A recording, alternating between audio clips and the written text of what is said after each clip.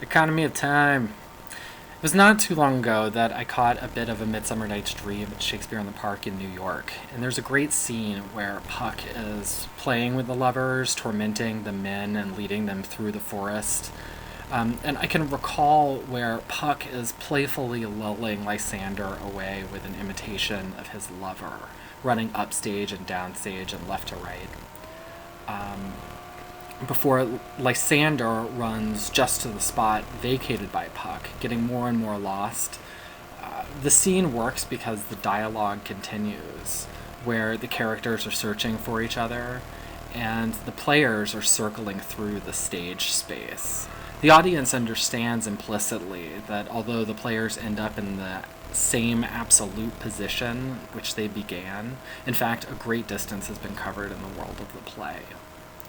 Okay, next. So I actually grew up in London for a bit, and I got the chance to be a groundling of Shakespeare's Globe.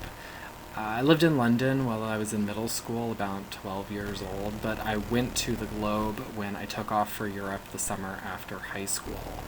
And I was psyched to just kind of show up, get tickets, and see a show, but actually it was miserable.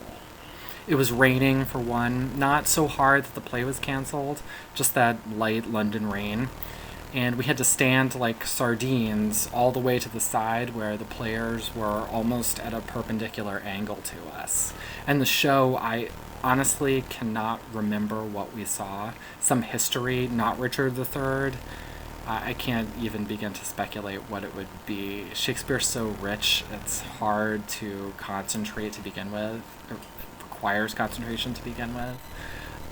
But I remember the king, whomever he was, just sat atop his throne, center stage, never moving, holding court.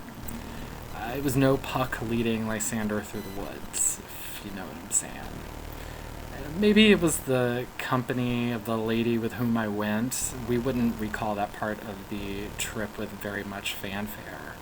And maybe it was the weather, maybe it was the experience that is full of anticipation, and the conditions just produced an inevitable letdown. But I would go again.